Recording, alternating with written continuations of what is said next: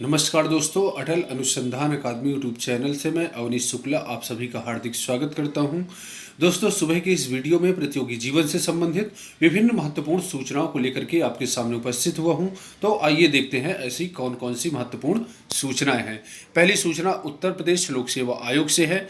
यहाँ पर आप देख रहे हैं, राजकीय इंटर कॉलेजों के लिए प्रवक्ता चयनित। उत्तर प्रदेश लोक सेवा आयोग ने सीधी भर्ती के जरिए राजकीय इंटर कॉलेजों के लिए प्रवक्ता भर्ती 2015-16 के तहत चयन परीक्षा का परिणाम घोषित कर दिया है। अंतिम परिणाम वेबसाइट पर जारी किया गया है।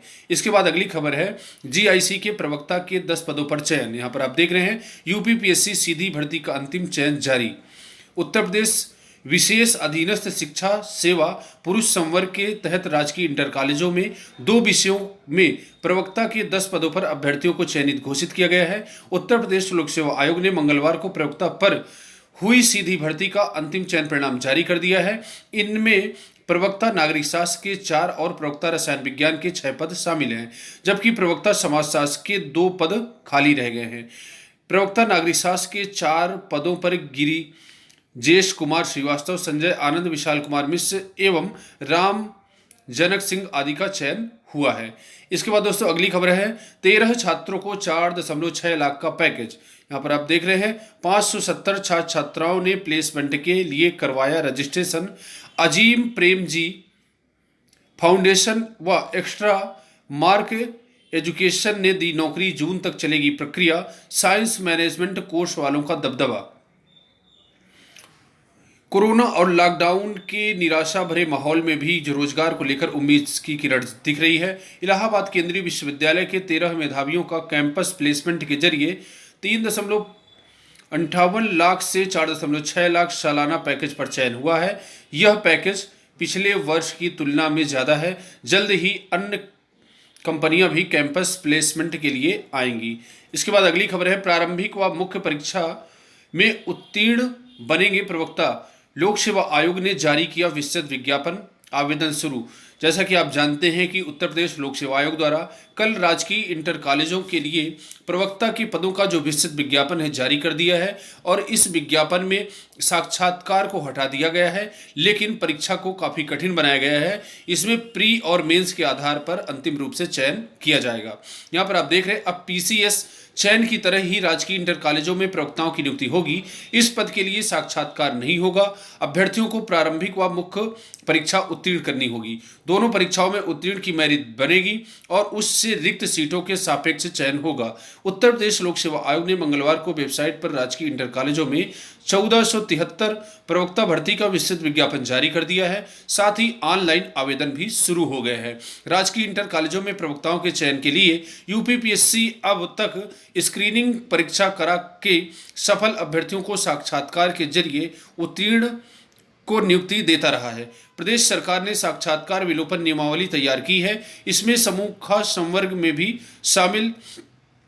संवर्ग में भी इंटरव्यू न कराने का प्रावधान किया गया है। इसी के तहत प्रवक्ता पद के आवेदकों की अब पहले प्रारंभिक परीक्षा होगी। उसे उत्तीर्ण करने वालों से मुख्य परीक्षा के लिए आवेदन लिए जाएंगे, या फिर मुख्य परीक्षा उत्तीर्ण की मेरिट बनेगी, जिससे तय पदों के लिए अभ्यर्थी चयनित किए जाएंगे। आयोग के सचिव जगदीश ने बताया कि इस भर्ती से नया नियम लागू किया जा रहा है। इसमें अभ्यर्थियों को इंटरव्यू नहीं देना होगा। आर्थिक रूप से कमजोर के लिए 140 पद आरक्षित। राजकीय इंटर कॉलेजों के लिए प्रवक्ता चयन के नियमानुसार आरक्षण दिए जाने के साथ आर्थिक रूप से कमजोर अभ्यर्थियों के लिए पुरुष व महिला दोनों वर्गों में 140 सीटें आरक्षित की गई हैं। पुरुष शाखा में 98 और महिला शाखा में 42 पद रखे गए हैं। इस वर्ग का आवेदन शुल्क अनारक्षित व ओबीसी वर्ग के बराबर ही रखा गया है।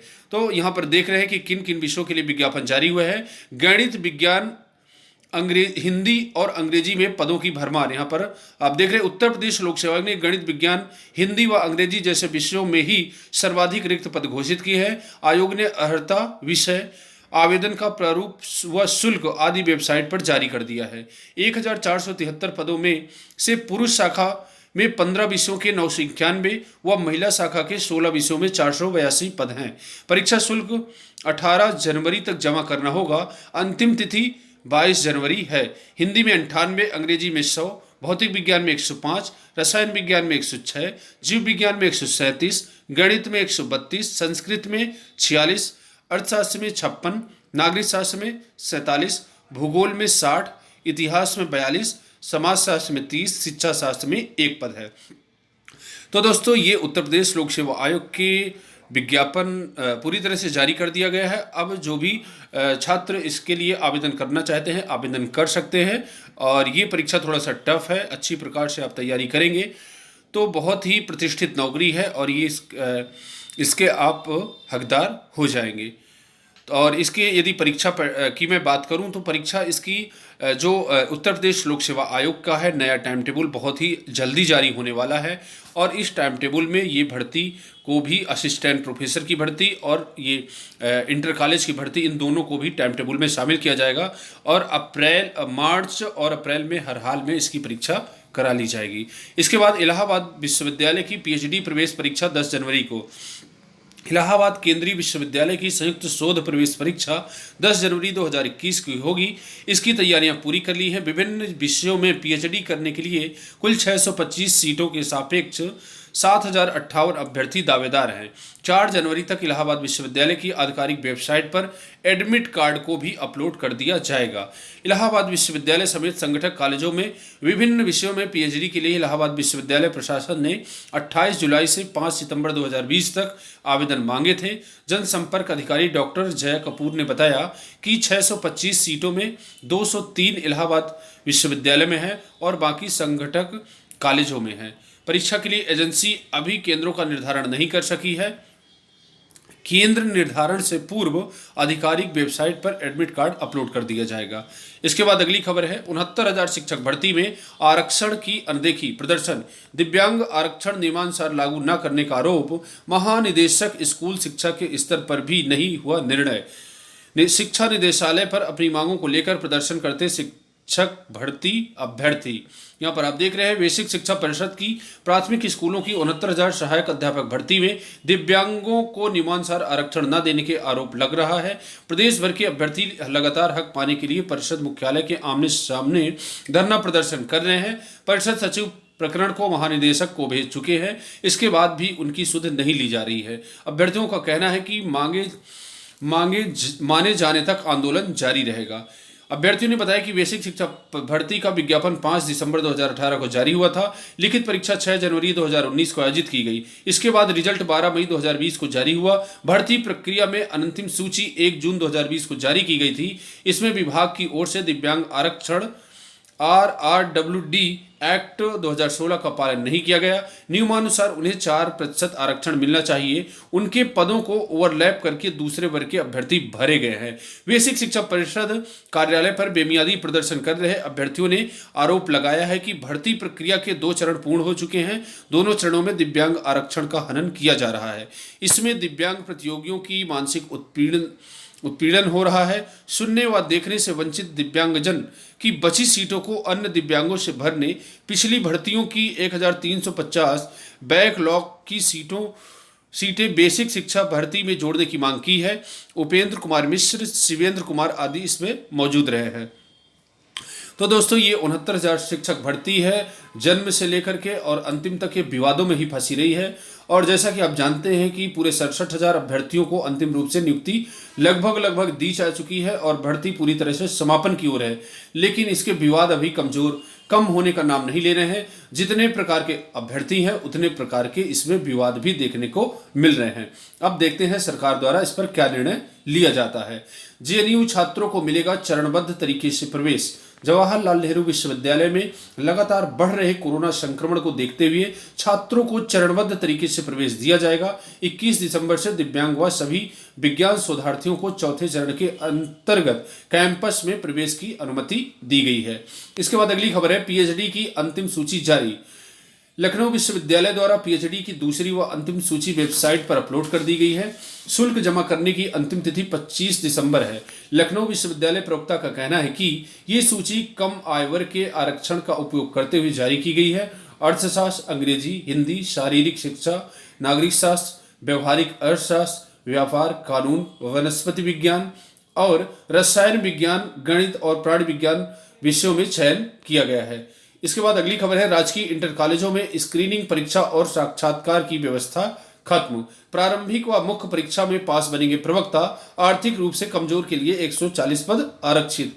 गणित, विज्ञान, हिंदी व अंग्रेजी में पदों की भरमार। प्रवक्ता गणित के सर्वाधिक 269 पदों पर होगी भर्ती। 16 विषयों में प्रवक्ता के 1473 पदों पर भर्ती के लिए ऑनलाइन आवेदन शुरू। नहीं होगा इंटरव्यू, सीधे मुख्य परीक्षा के आधार पर होगा अंतिम चयन।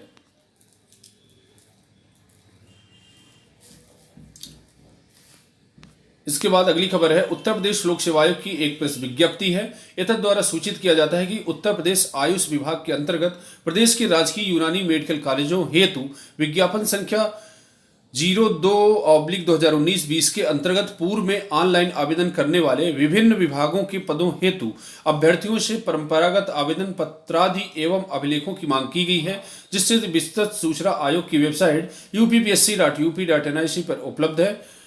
वीके सिंह सचिव, उप सचिव।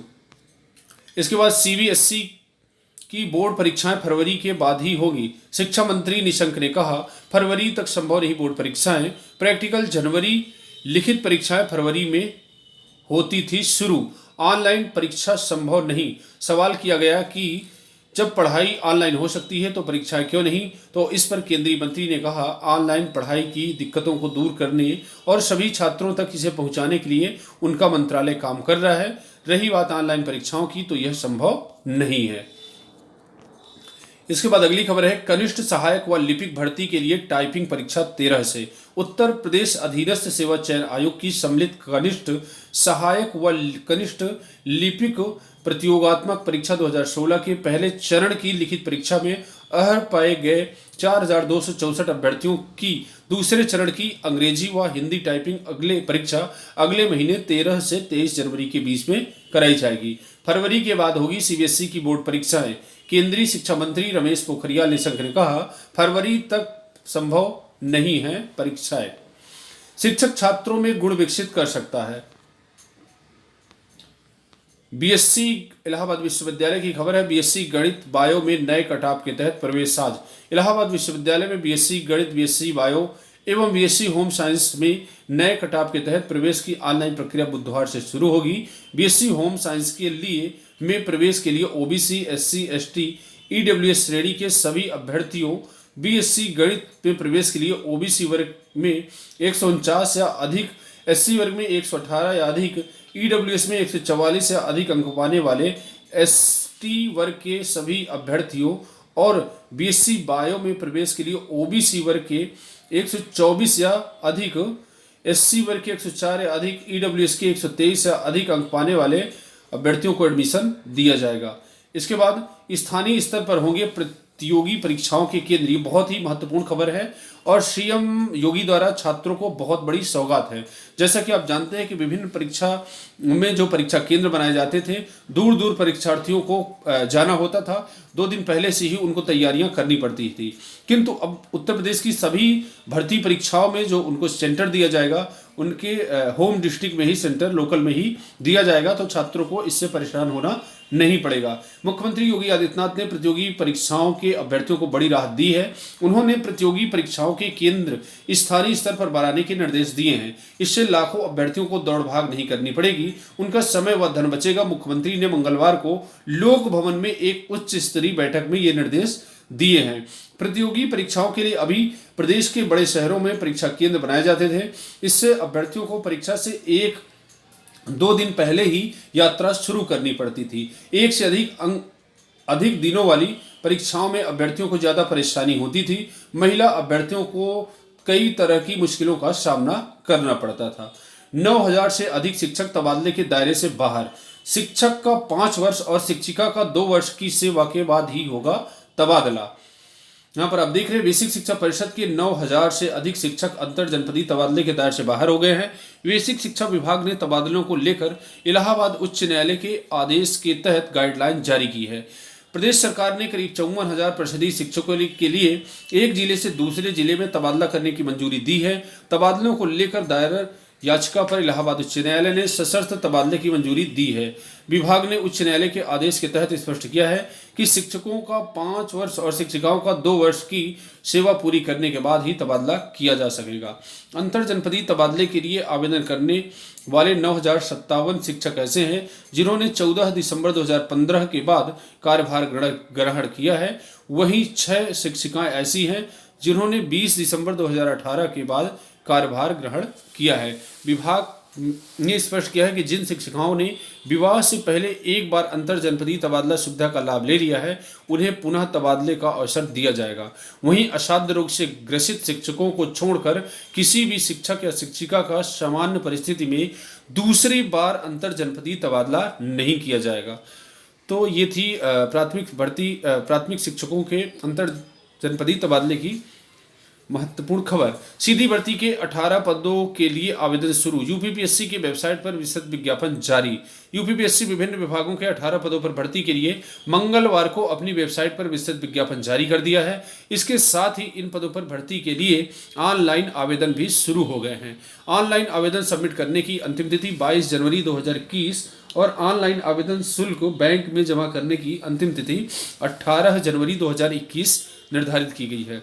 इसके बाद स्टेनोग्राफर परीक्षा में पहले दिन मात्र 29% ही उपस्थिति रही है। कर्मचारी चयन आयोग की ओर से मंगलवार से स्टेनोग्राफर ग्रेड सी और डी परीक्षा 2019 शुरू हो गई है। एसएससी मध्य क्षेत्र की ओर से आयोजित ऑनलाइन परीक्षा में पहले दिन पंजीकृत कुल 48,836 अभ्यर्थियों में से 14,345 उपस्थित रहे हैं। इसके बाद अगली खबर है अंतर जनपदीय स्थानांतरण के लिए काउंसलिंग आज। परिषदीय विद्यालयों के शिक्षकों के अंतर जनपदीय स्थानांतरण के लिए बुधवार को बीएसए कार्यालय में काउंसलिंग होगी। इसके बाद आवेदन का ऑनलाइन सत्यापन होगा। बीएसए संजय कुमार कुशवाहा ने बताया कि जिले में जो शिक्षक अंतर जनपदीय स्थानांतरण के लिए आवेदन किए हैं उनकी काउंसलिंग होगी। काउंसलिंग के बाद 26 दिसंबर तक डाटा लॉक किया जाएगा। बीएसए कार्यालय से प्रक्रिया पूरी होते ही एनआईसी की ओर से सूची तैयार की जाएगी। इसके बाद अगली खबर है जीएस के सवालों ने उलझाया, हिंदी ने दी राहत। आरओ एआरओ मुख्य परीक्षा में 91.45% अभ्यर्थी रहे मौजूद। 361 पदों पर होनी है भर्ती। आज निबंध के पेपर के साथ पूरी होगी परीक्षा। उत्तर प्रदेश लोक सेवा आयोग की ओर से आयोजित समीक्षा अधिकारी सहायक समीक्षा अधिकारी 2016 की मुख्य परीक्षा के पहले दिन 91.45% अभ्यर्थी उपस्थित रहे। 361 पदों पर भर्ती के लिए आयोजित मुख्य परीक्षा बुधवार को समाप्त होगी। मुख्य परीक्षा में सामान्य अध्ययन के सवालों ने जहां अभ्यर्थियों को उलझाया, वहीं हिंदी एवं आलेख के प्रपत्र ने अभ्यर्थियों को राहत दी। इसके बाद तो दोस्तों आज के लिए बस इतना ही। मिलते हैं नेक्स्ट वीडियो में। पूरा वीडियो देखने के लिए बहुत बहुत सा धन्यवाद। यदि वीडियो आपको अच्छा लगा हो वीडियो को लाइक करिए, सब्सक्राइब करिए व अधिक से अधिक लोगों के बीच में शेयर करिए। धन्यवाद।